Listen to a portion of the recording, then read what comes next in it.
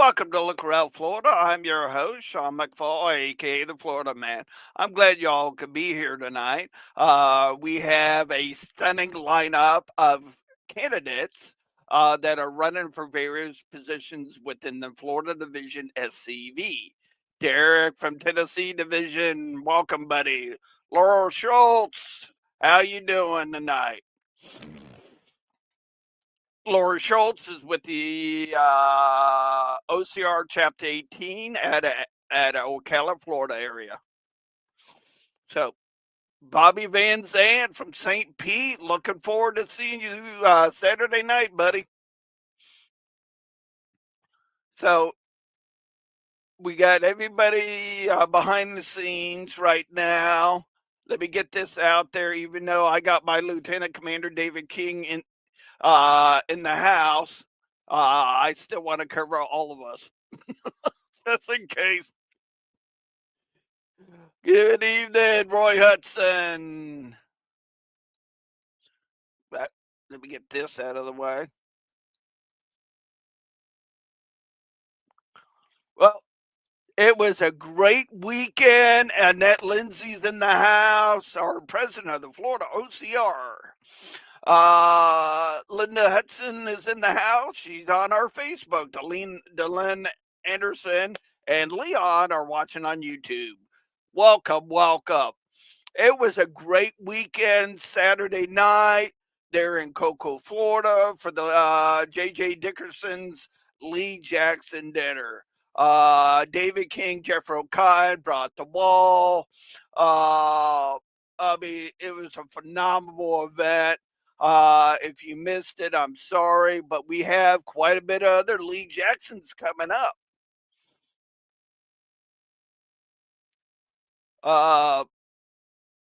So, ready, let's bring up our guests so they can announce what position in the Florida Division they're running for. We got Bob Highball, Al Massey, and David King. Go ahead, whoever wants to start. Go ahead, Bob. You got the most important announcement. All right, I'm Bob Highball, and I'm running for the Florida Division Adjutant. Cool.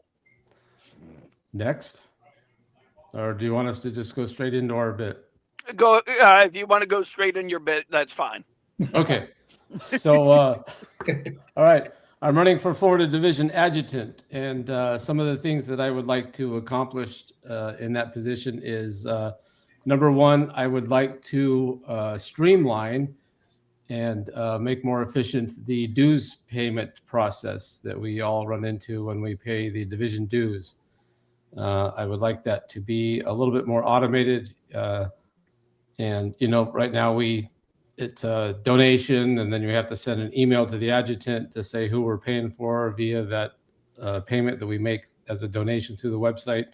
I'd like to stream that a little bit, kind of like we do with the national, where you go onto the national website, you click the box next to the member that you're paying for, and then it all totals up. There's no way we can't be doing that. No reason we can't be doing that on the division site. So I would like to streamline that process and get that going.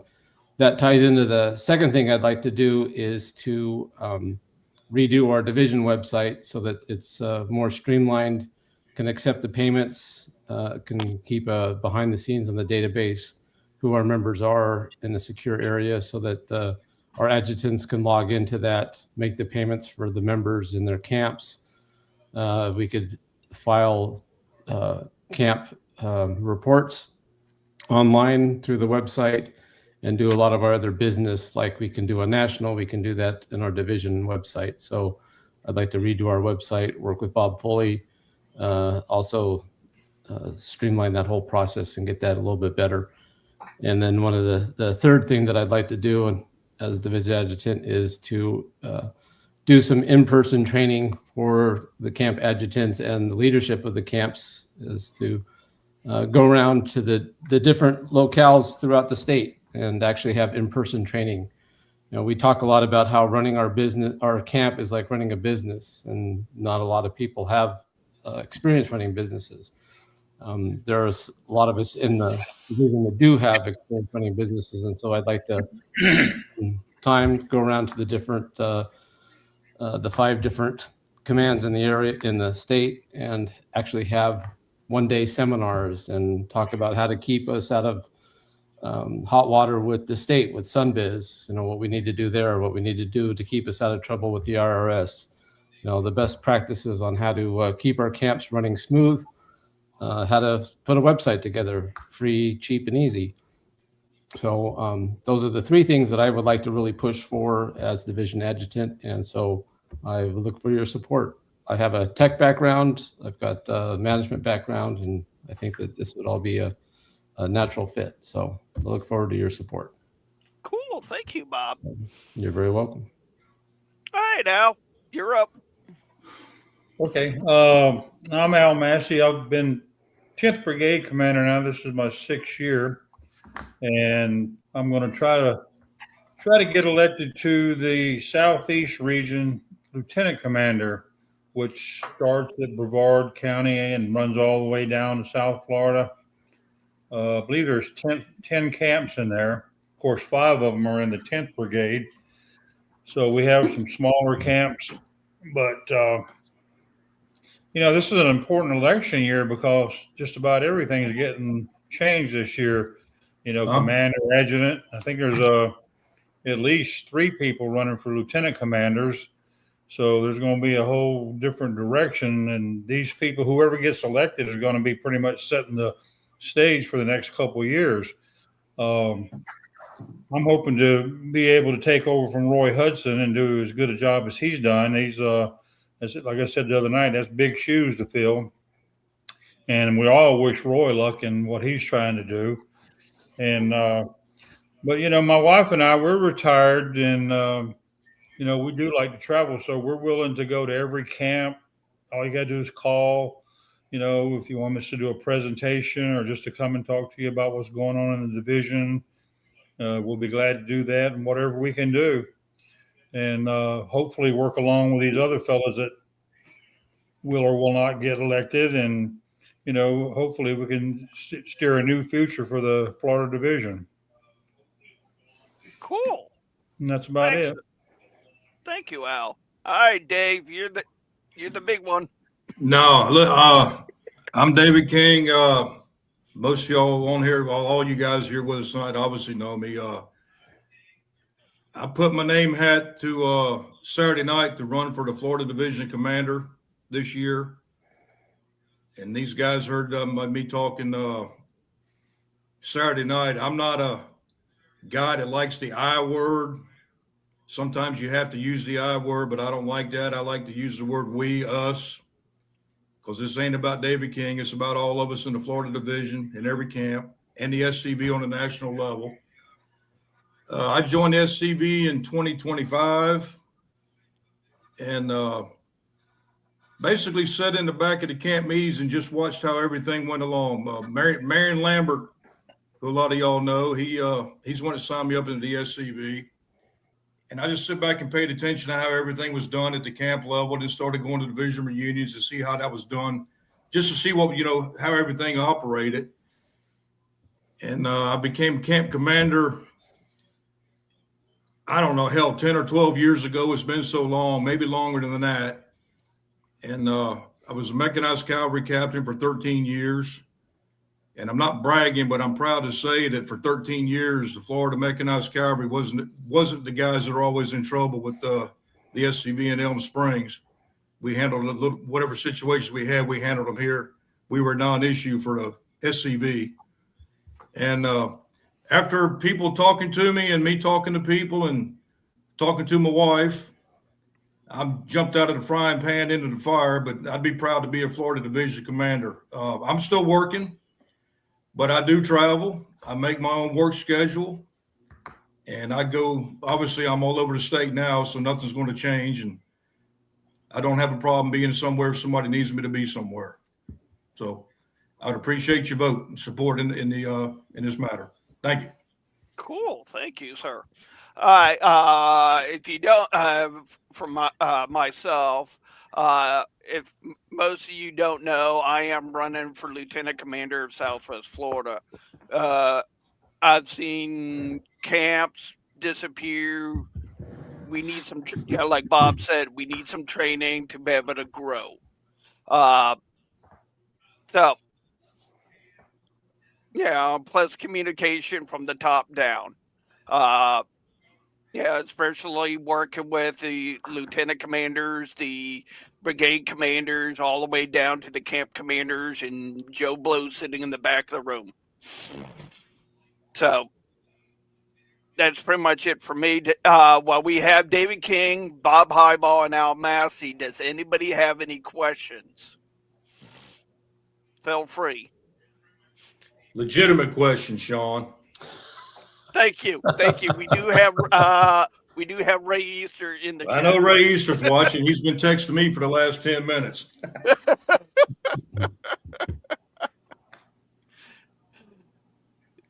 And one other thing, while we're sort of going, let's say nationwide, Roy Hudson from Florida is running for Lieutenant Commander CIC at the national level. And anybody out there that's listening that can pass the word and can make it to Kentucky so you can vote for your camp, we would really appreciate anything you could do for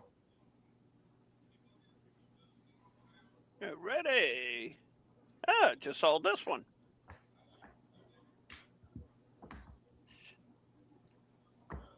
Jason Boshears will be at the Florida Division reunion in June. Yes, sir. In Ocala. Do you want to elaborate on that, or is it too early for Bob? No, I think we can officially announce that the Colonel Samuel St. George Rogers Camp 1865 in Ocala has been chosen again and is honored to be hosting this year's 2026 Florida Division reunion on June 6th at the Hilton Hotel again in Ocala.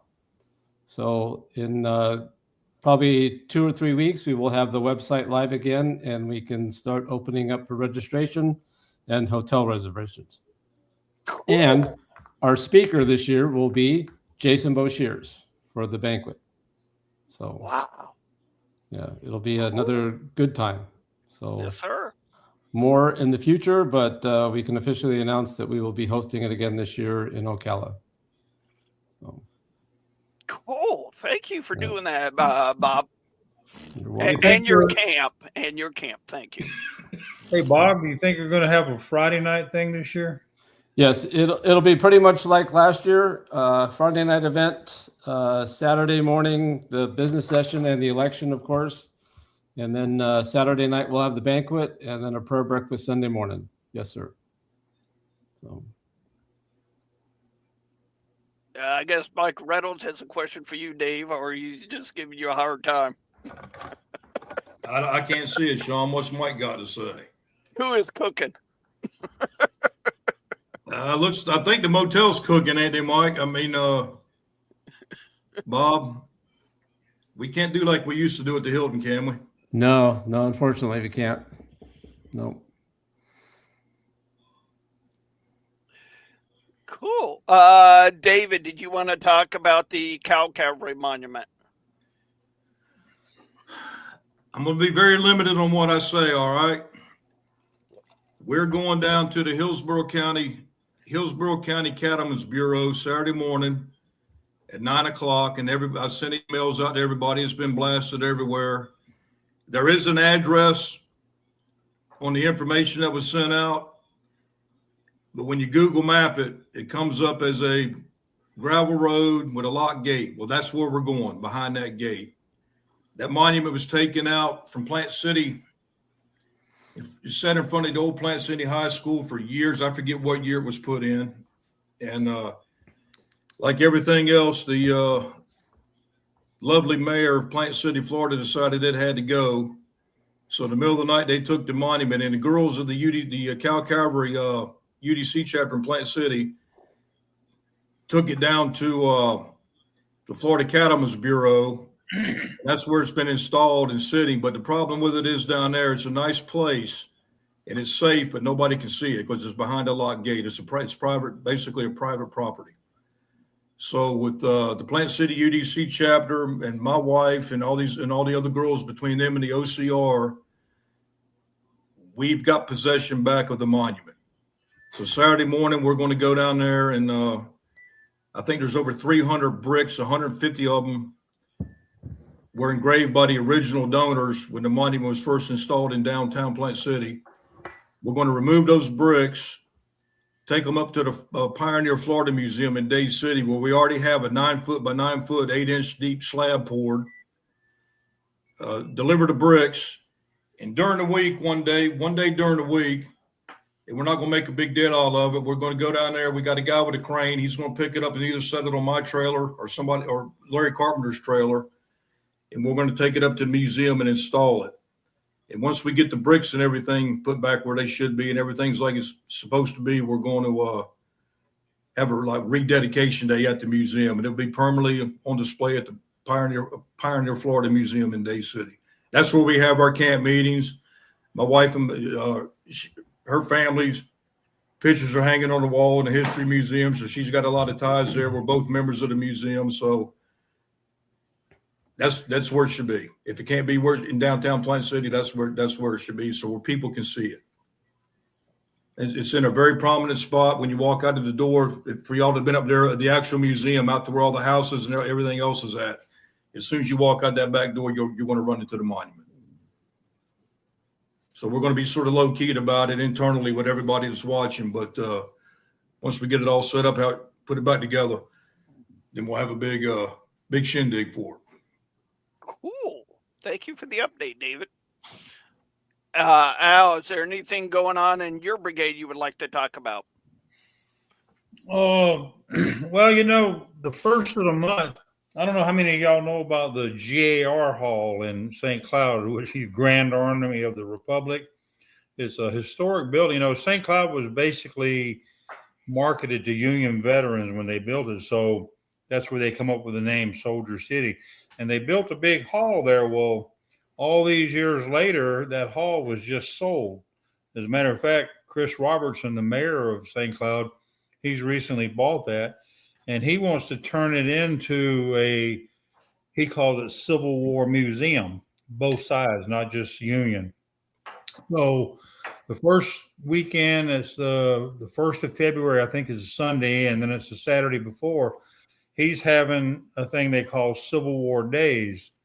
And he's planning to make it an annual event, and he's looking for reenactors, people to come up there.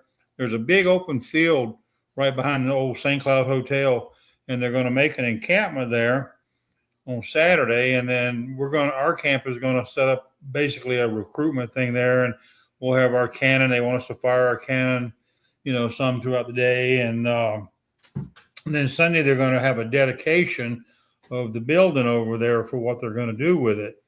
And of course, when we first talked about it, we said we hate to get involved with anything from the GAR, but it's not going to be just Union anymore. It's going to be Union and Confederate.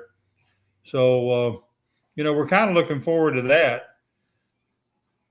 And we had some flyers over there at the Lee Jackson thing Saturday night. I don't know if anybody saw them, but it's a good thing. I've had a few other people from other camps called, wanted some information. They're planning on coming.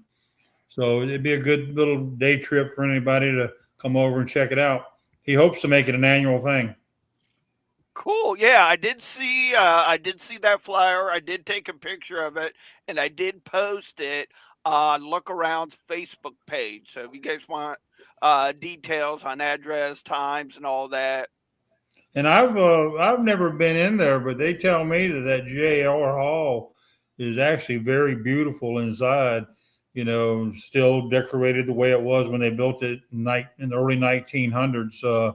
I think they had one fire there back in the early days and rebuilt it, but I think it's the same way that it's been since somewhere around 1911. And it should be a pretty good thing, the museum part he's talking about. See, he keeps, we normally store our cannon. There's a military museum out West 192, and it's really a very good museum that starts off with the Revolutionary War, runs all the way up to Afghanistan and everything. and we've always kept our cannon there. We're not using it. Well, he's planning on moving every bit of the war between the state stuff over to St. Cloud to that museum. So I think it's going to be a pretty good thing, and we're happy about it because with our cannon there, every time we need it, we don't have to ride out and all that mess out in Kissimmee to get to it.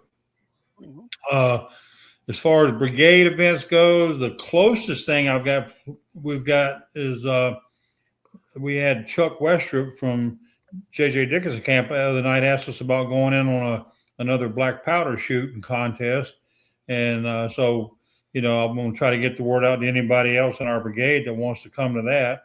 Or as far as that goes, anybody can come. It'll be out at Triple N Ranch out there off of 441 south of Holy Paul. It's a nice range there. And that's about all I can think of right now. Thank you, Al, for that update and everything. Oh, okay. I thought there was a question for Al or just somebody saying hi to Mike Reynolds. But yeah, so I was at the with Leon Arthur last night at the Cal Cavalry Camp in Arcadia. Happy to see those guys sworn a new member. So that's cool. I met the guy. He seems gung-ho and everything. A young guy, too. Proud of those guys. And they're talking about upcoming events, their cemetery cleanups, and their antique and Ron Jones, I know you're in there, and I can't remember the rest. The antique show, and car show. The camp puts out a big display. With the if they can get the wall again, they appreciate it. Wall set up, a lot of good information, displays, everything. They did get honored by the DeSoto County Historical Society. They sent them the Arcadia camp, a nice letter. I'm proud of those guys. Very proud of those guys on the work they're doing right there. Thanks, Ron. The tractor and car show. Proud of those guys and the work they're doing there in Arcadia. They also just, I forget which cemetery it was, but Greg and Leon just put up another battle flag in the cemetery within the last couple of weeks down there in DeSoto County. Yes, sir. I was joking with them last night. I call it Flags Across Arcadia. Just about every cemetery has a flagpole. They are venturing into other surrounding counties and doing the same thing where our heroes are laid to rest. And we set a many a headstone down there with them guys over the last few years too in DeSoto County. Yep. Busy camp. Even though a lot of them are full-time with VFW, the Cattlemen Association, all that, they still have find time to take care of our ancestors that are buried throughout DeSoto County. And we still have, Donna keeps me stocked up on headstones. We've got, I think, about 6 or 7 headstones left in my shop. And she's got more on the way. So we get through this busy time of January with all the Lee Jacksons and stuff we have to do. It's I'll be getting out with the guys I'll put it out to everybody. I don't expect somebody to drive from Tallahassee to help us set a headstone, but let keep everybody informed on what's going on no matter what we're doing. And we'll try to get the warehouse cleaned up and get ready for the next batch coming in. They have slowed down a little bit. They're still sending them to us, but they slowed down a little bit. But Donna keeps on them; and they keep rolling in. So we're pretty good shape. Yep, and yeah, my camp was honored to put that one in New Prospect Cemetery for Donna, one of her ancestors. It was pretty cool. Cool feeling when you know a veteran is linked to a family. Alrighty, ask questions, guys. These 3 are not shy. They want to be here tonight. You might get what you not get what you wish for there, Sean, asking some of these people on here that questions. Yep. Well, most of them are OCR and SCV. We do have people from Louisiana, Tennessee, and Virginia watching from various different camps. That Virginia's the one I'm worried about. Asking questions. Don't answer none of his questions. Just act like he ain't even there. Hey, yeah, call me too.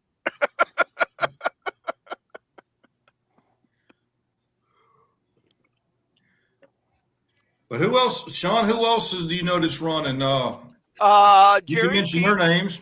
Yeah, thank you for reminding me that, Dave. We do have Jerry Peacock. He's having some technical difficulties. He's running for Central Lieutenant Commander. I'm hoping to get him on next Wednesday. Same with Mark Best. Mark Best is running for re-election for the Panhandle, that area. The northwest area of Florida. That's as far as I know of. I haven't heard of brigade commanders yet. It's still early in the year. We got time. Yeah. Just trying to get our members the information out there. So if you are running for a division position, feel free to poke me. I will bring you on a scheduled day. Yeah, we definitely need to make sure that these brigade commander positions have somebody running for them, because generally there's a number of brigades that don't have anybody, and there's going to be a couple of vacancies opening up for the ones that are there now this year. So I'm hoping we can find people that are willing to run for those positions. Good point, Al. Thank you. Oh, I just got this one. Bobby Van Zandt is running for re-election of the 9th Brigade Commander. Thanks, Bobby. That's a good man. Yes, he is. Yep, and they're celebrating Lee Jackson Saturday night at the UDC house in Clearwater at 6:00. Yes, sir. Good bunch of guys in that camp. Stonewall Jackson's a solid camp. Yep. If you remember where their charter celebration was in December, same location. They're at 3158 Gulf to Bay Boulevard, Clearwater, Florida. Their thing is from 6 p.m. to 9 p.m. So come, get a little history, relax, hang out with your brothers and your sisters. Ready. Nobody's asking questions yet, so give them time. I'm sure they'll be poking you three. Well, Sean, I think we talked about it a little earlier in this month's magazine. Oh, good point. Tony Griffin did a very good little article, I thought, more or less telling people why they should send delegates to these reunions. And I hope everybody reads that, and all the camps will start trying to send some, because really, we've pushed that in our camp for a long time. Unfortunately, I'm the only one that usually winds up going, but we've tried to get our members to go. And I think it's very important. And I've told them all this, that, if you're going to be in the SCV, everybody should at least plan to go to a national at least once. And anybody should be able to go to division reunions because it's close. And, I've told some of our members, for division, you don't have to make a whole weekend out of it. Come for the day. You can get there in the morning, go to the meetings, what have you, and then go home that night if that's what you want to do. But that was a good article. I enjoyed reading that, because I've talked about that so many times with our camp about how every camp should have delegates at the reunions. It's, if you don't have anybody there, you don't have a vote. Right? Good point, Al. Good point. Yep, because our national leadership runs on pretty much our say and our vote.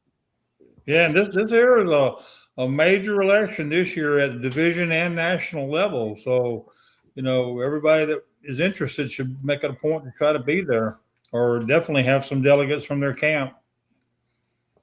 I always think it's kind of a shame every year at the division when they do the camp roll call, and there's a number of camps that don't have anybody there at all. That's bad. Yeah, we even offered.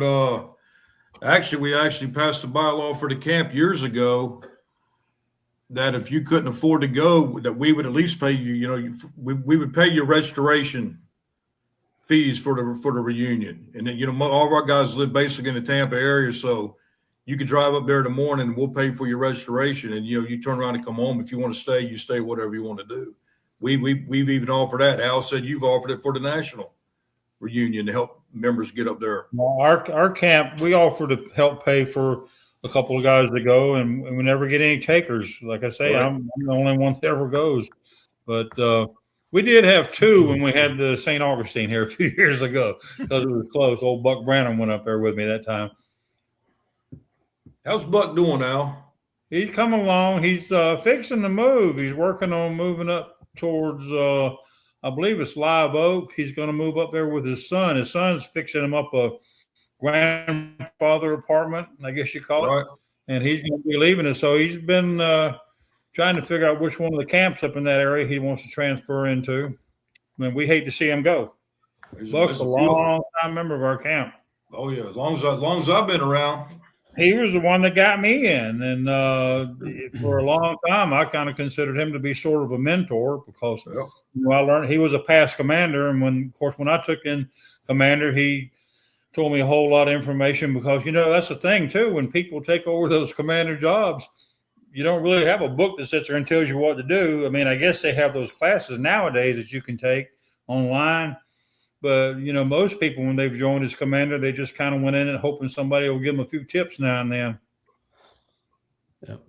Yep. That's when I said about sitting in the back for a few years and just watching how it works out. Because we've had them in our camp. We've had a couple guys that come in, just balls to the walls, gung-ho, gung-ho, gung-ho, and they get a position in the camp. And then basically what they do is cause a bunch of trouble and screw up a bunch of book work. And next thing you know, they're gone. You never see them again. And we got to dig out of that hole. I'd much rather see somebody that's been in the camp for, a couple years and showing up to the events, helping out, doing whatever we do, and then jump in and not come in, and try to be the chief, first day to remember the SCV want to run a camp. Because generally, from my experience down here, it don't work out too well for anybody.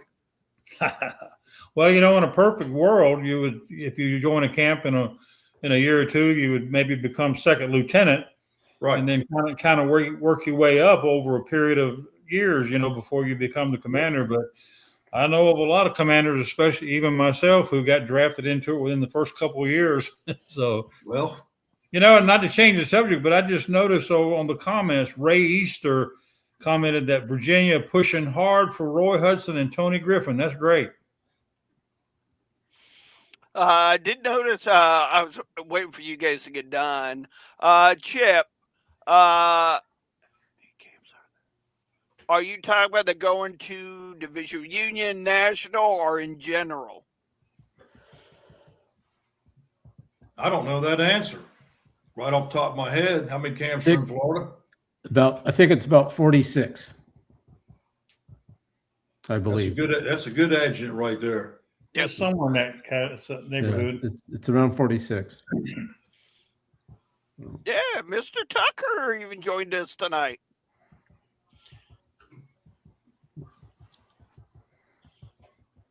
Thanks, Roy. Yep, 46. Ta-da. Oh, in general. Thanks, Chip. Hopefully that helps you out, Chip. Alrighty. Guys, come on. Let's keep it going.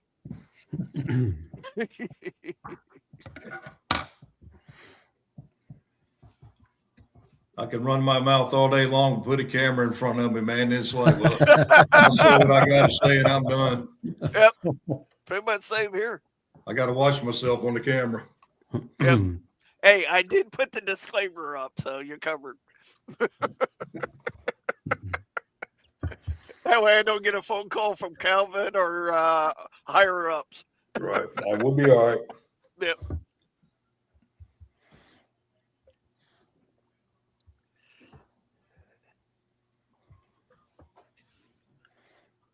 Good point, Linda. Good point. Training is going to improve with the new guard being elected.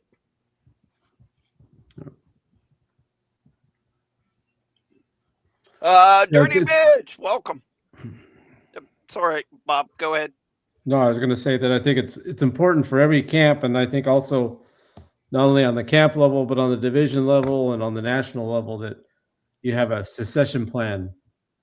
You know, it's talked about a lot in the business world, but we need to be doing that in the camps, so that we start seeing our younger members and we start training them, so that we don't have that issue that a lot of camps have had, where a guy's been the commander for 5-10 years, and then all of a sudden he gets burned out and wants to bail, and there's no one to take his spot.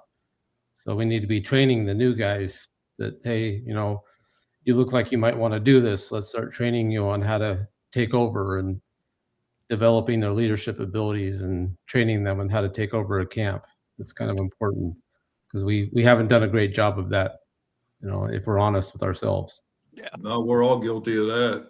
Yeah. But you can talk about camp elections in different offices in our camp, and everybody's like this, hoping he ain't talking to me. Yeah. and you don't fall asleep at an SCV camp meeting, because you'll wake up and you'll be a commander, so you better be alert. Right. Yep. We do have a question came in from our division chaplain, Kim Hoffecker.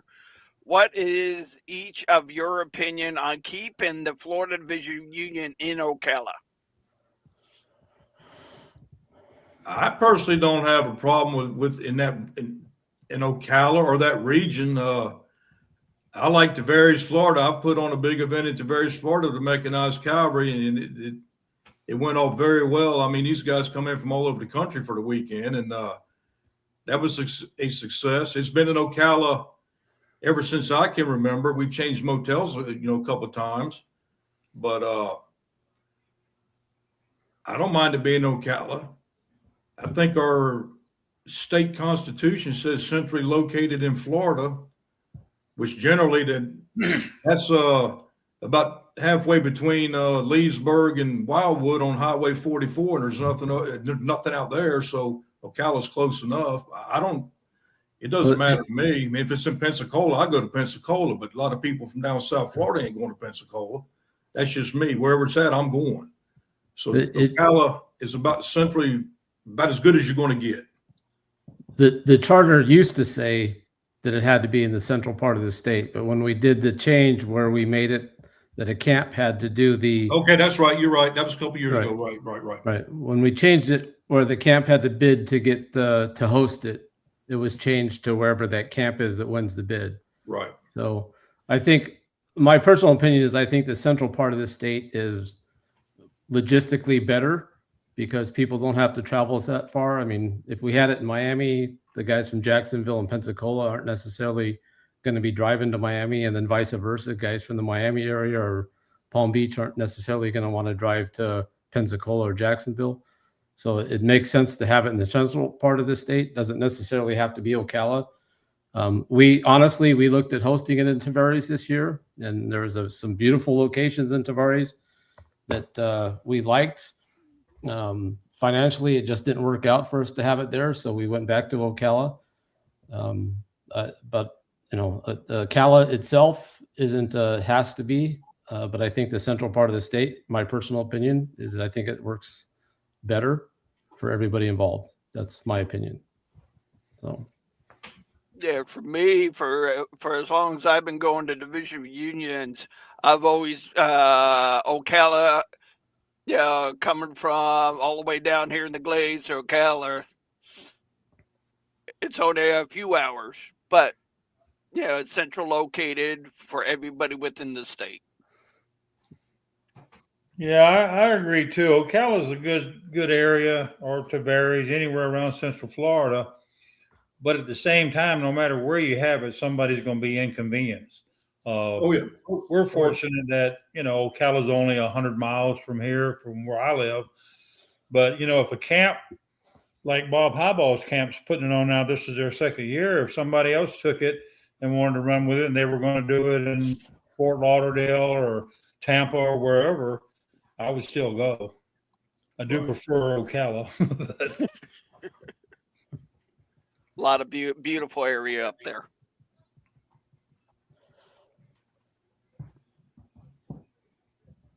and nowadays it's hard to find people that would even accept us to use their facilities. Yeah, I That's was another mentioning issue. Roy Hudson the other night, that where they had the Lee Jackson event. They opened that thing up when they were cleaning up in there. That's a huge room. Plenty of room. That would be a good spot if somebody wanted to have one there. And it really wouldn't be that far out of the way for, people from Tampa.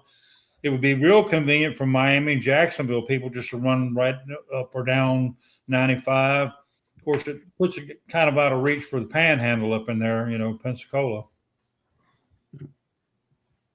That was a nice But place. you never know. Yeah. Yeah, I agree with you. When they were moving those shutters around and you were able to see, a lot of room. I think the that guy that was in charge of that room that night, it was helping the head maitre d' or whatever you want to call him. I think he said they were expecting 300 people there that Sunday in that room. So it could hold us no problem. Oh yeah, that's more than big enough. So it's a thought. Yeah. I mean, But there again, I travel. I mean, I travel at work, and I'm on the road all the time. So I don't care if it's in Pensacola, Jacksonville, wherever. But Ocala is good with me. Yep. Yeah, read it.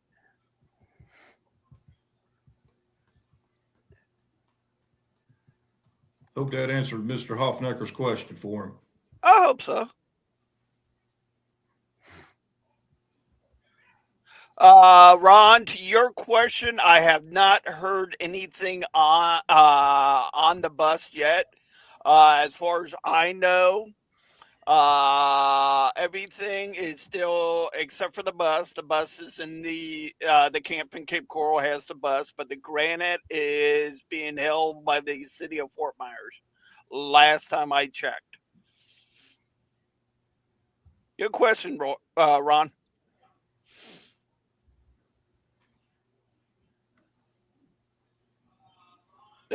Victor, I don't think Bob or David would approve on a division cruise.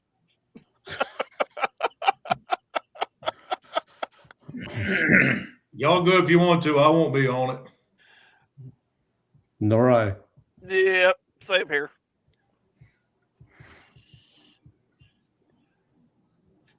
Kim said thank you.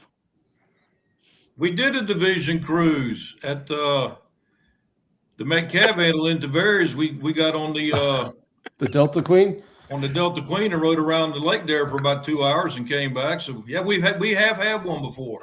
Yeah, I tell you what, that was a fun time. That's my extent of cruising, where I can see the land. Well, Victor, are you volunteering to get the Delta Queen again?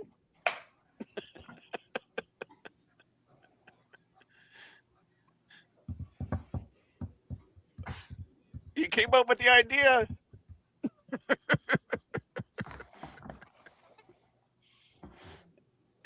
I see Victor Smith mentioned Trenton being a great place, but not really for a reunion. It's nice to have that, though, to fall back on. And it's a great place. It's really kind of small and not much around there for a reunion. But like I say, it's good to have it if you have to use it for that. If they had right there were 26 dead ends at 19 at Fanny Springs. They were building a big Best Western motel right on the Swanee River. And they got it about, I guess, maybe halfway built. And Daryl Rattery told me that politics got involved for some reason, and they never finished the Best Western. But they were supposed to have a big, massive dock out over the river. If they had completed that motel, that would have made Trenton a whole lot better. Yeah. Because when I go to Trenton, I go up there in the morning. I'm home that afternoon.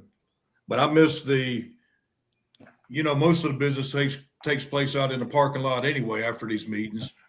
But I missed the Friday nights like we used to do at the old Holiday Inn. Mike Reynolds would bring his grill and we'd cook, and set up and have a good time on Friday night. Good meals. It was good times, but the times we're living in, I guess, fellas, we can do what we can with what we got to deal with.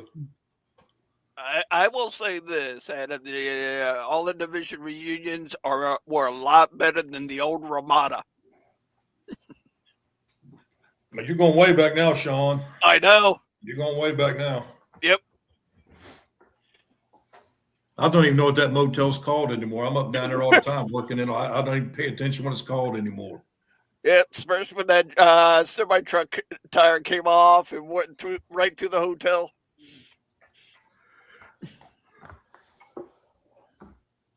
Oh, David, to your question about that hotel. I don't know if you can see that. Yeah, I can see it. It'd be nice to get it done.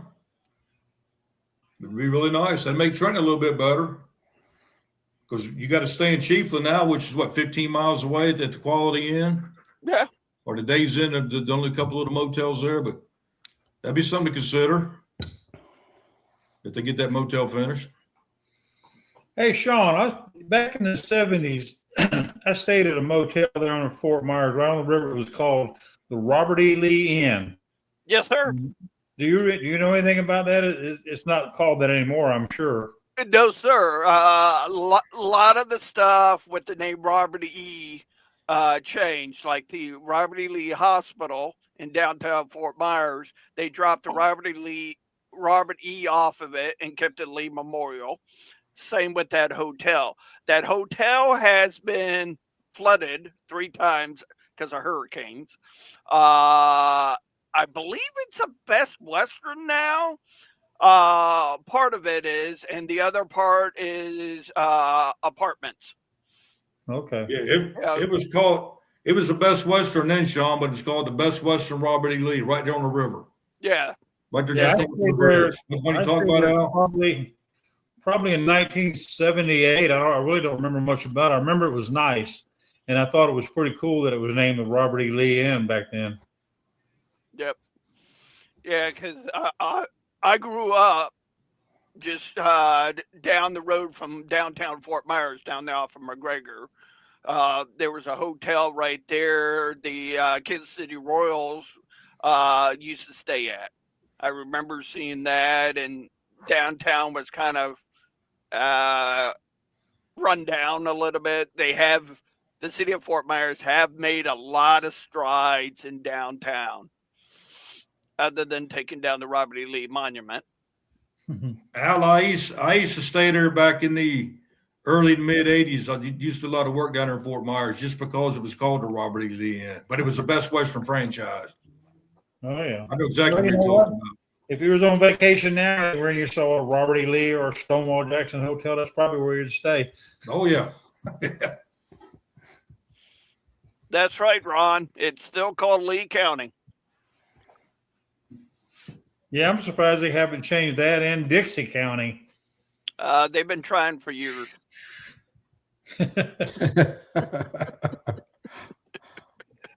I remember back when all this mess started here back when, and I used to tell people, it's just a matter of time before they get to the Army bases, because I was born and raised in Columbus, Georgia, right there where Fort Benning is. Yep. And darn if they didn't get around to it, but now they've changed it back. Obviously, it's not named for General Benning anymore, but it's still Benning. And, I was up there between Christmas and New Year's, and they've already changed the signs back all over, on the expressway. It used to say Fort Moore, next exit, and now it's back to Benning. That's cool. I haven't been up there in about 20 years. That's good to know, Al. Thank you. Yeah, I'm up there all the time. As a matter of fact, the cemetery where one of my great grandfathers is buried, General Benning, is right there in the same cemetery with him. And they have Ooh. two Confederate sections in there, and they're hanging in there pretty good with it, maintaining everything in there. Yeah. Do you know what Fort Benning was called during the war? What's that? Do you remember what the base's name was during the War of Northern Aggression? I do not. Port Columbus. Oh, It really? was, yeah, it was a Confederate depot. The reason I know that because my uncle retired at that base, and at the time he was living in Fort Mitchell. So growing up as a kid during the summertime, I spent a lot of time on the base, going to the museum there. It always talked about the history of the base, from being Port Columbus to I'm sure today, the name changes. Yeah, it's Columbus is an interesting town still. They've got a very good museum there. That when they first opened, it was called the Civil War Naval Museum, and now it's just called. No, I take it back. It was called the Confederate Naval Museum when they first built it. Now it's called the Civil War Naval Museum.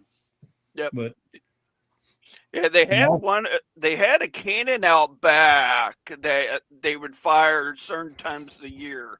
yeah, right there Uh, over the Chattahoochee River. yes, sir. Yeah. And also, Fort Benning has a very good military museum, and they've got a pretty good Civil War, if you want to call it, section.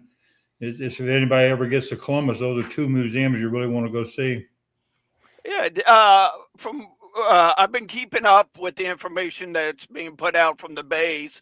Didn't they move the museum from being on post to right outside of post? Yeah, the old one they had, I went there years ago. It was very nice too, but it was an old building, and they Yeah, built a very modern new building. You know, it's still nice, but I actually prefer the old one better. me too. Me too. I'll let David or Bob touch on that one. I haven't been keeping much up on Stone Mountain lately.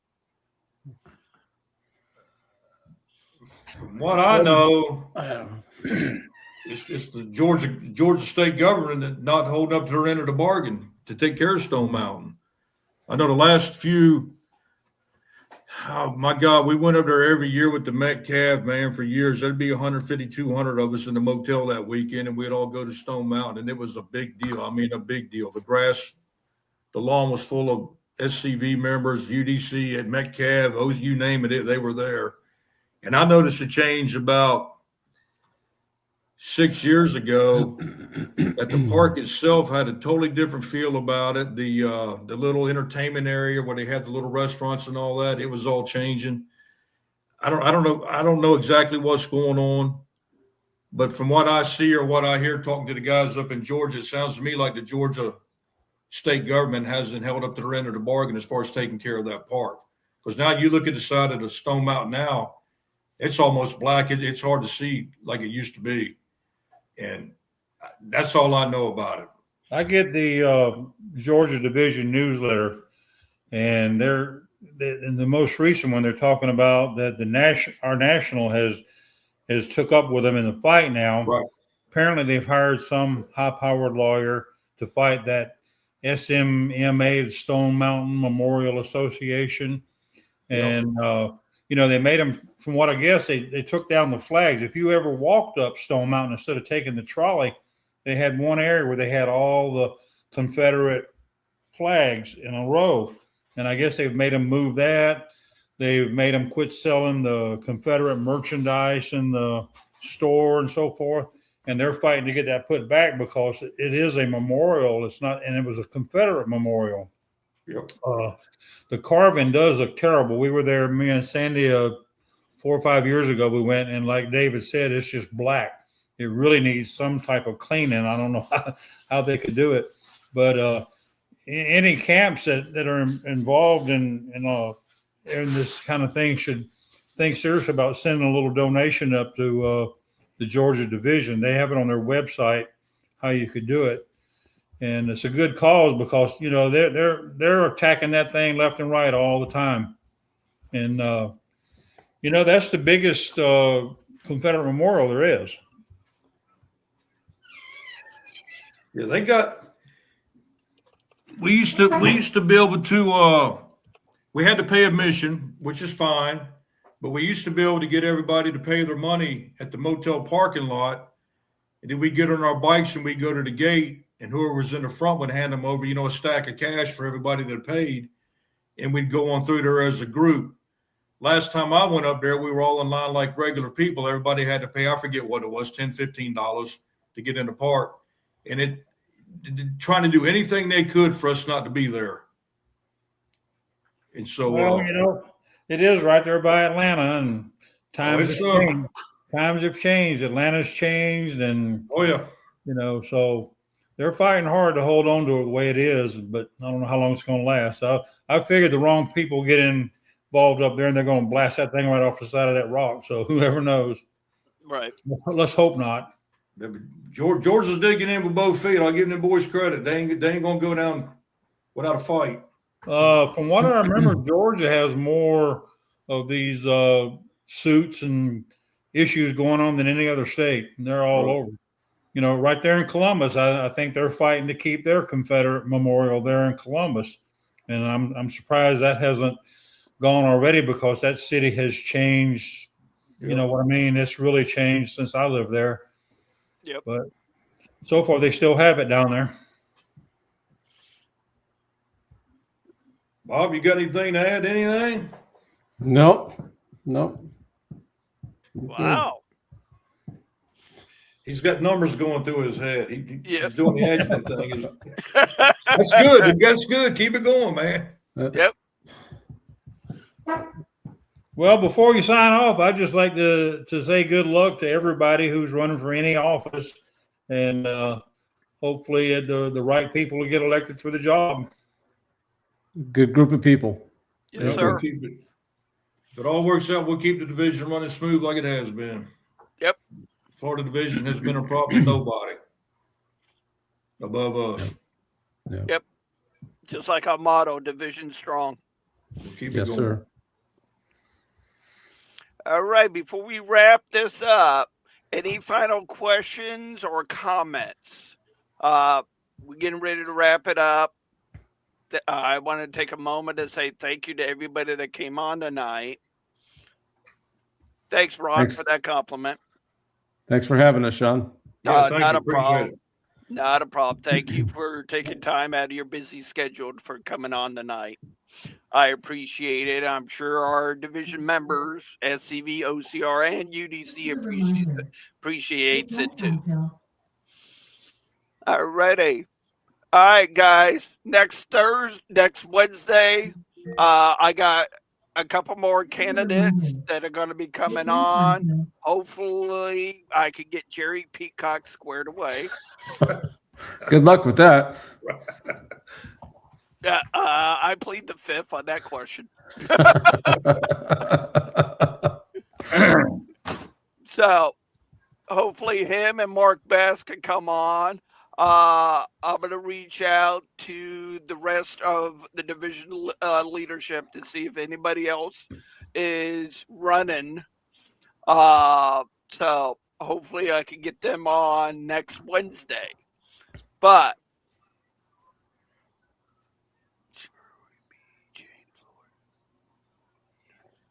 thank you all for the nice compliments. It's not me, it's these guys. Thank them for coming, taking time out of their schedule to be here to give you some information, the position they're running and why. All right. May God bless. If anybody's got any questions, I'm not hard to get a hold of. You can give me a call. Yep. David does answer his phone. You can ask my wife. It's pretty much glued to my hip 24/7 between work and this. Yep. I've been with David on projects, and his phone would go off for somebody to ask a question, so I can definitely testify to that. All right. To next Wednesday, guys and ladies, may God bless you in your adventures this week. And have fun. Stay Southern. Stay out of trouble. Till next Wednesday, have fun. My name is Nelson W. Winbush. I'm a member of the Jacob Sumner Camp 1516 Sons of Confederate Veterans. My reason for joining the Sons of Confederate Veterans after the NAACP declared they would destroy and remove everything Confederate in 1990, I decided that I would do all I could to make sure that people understood what the Confederacy stood for.